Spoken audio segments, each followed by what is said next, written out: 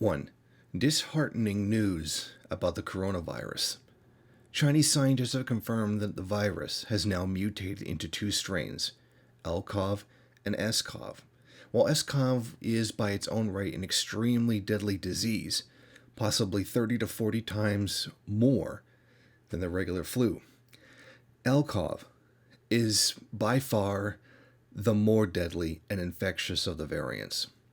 All statistics thus far we have just found out are essentially an average of the two, which are close to evenly spread in China right now. This explains why the outbreak is far more deadly in Iran and Italy than the official statistics in China. For example, in Italy, where it's reported that the number of serious cases, most of which requiring ICU stays and ventilators, are at close to 50% of infections, or Iran, where it has killed 50 in calm in a matter of days of the outbreak becoming public knowledge. Both were infected by the L-CoV strains.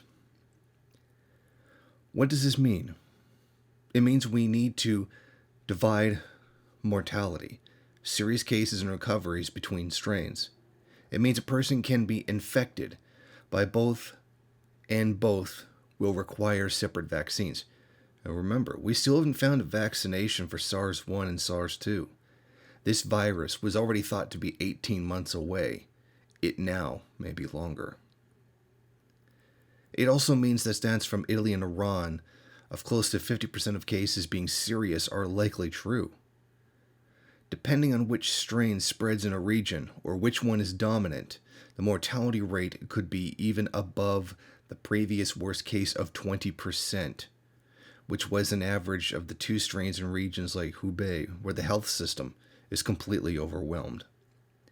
It was previously thought, for instance, that if 70% of Americans are infected, according to the WHO, this is the most likely outcome, that 40 million would be serious/critical cases, with most requiring respirators, or similarly high levels of ICU care. How many respirators are there in the US total? 100,000 or so?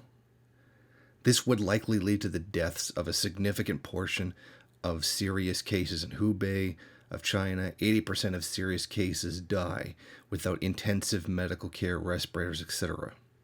With a similar mortality rate in Hubei and Wuhan, this would have led to 20 to 30 million deaths in the US in a realistic worst-case scenario. If instead the L-CoV strain prominently, like L-CoV is more infectious and closer to 50% of serious cases, it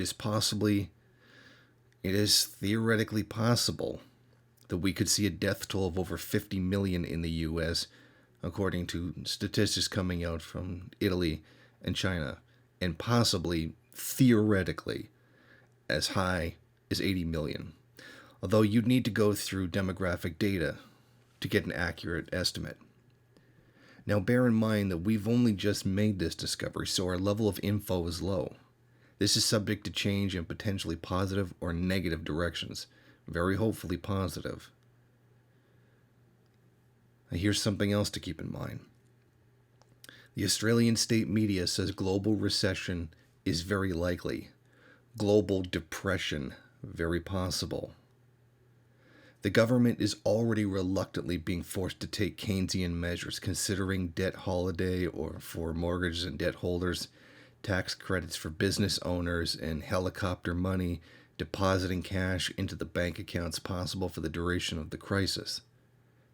The Australian Broadcast Corporation seems to be implying public works programs are at the least possible, though probably unlikely, in recovery.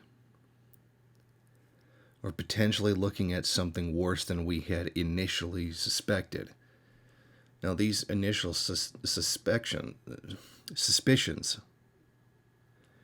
were based on people making guesses without information.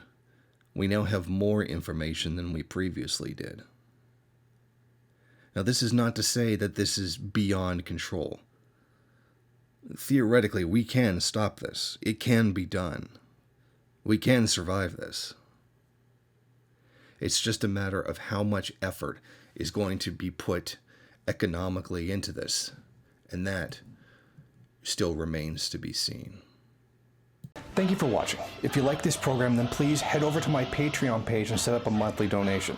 It's your donations that keep this program running. Also, if you would like, please rate, comment, subscribe, and share in various social media.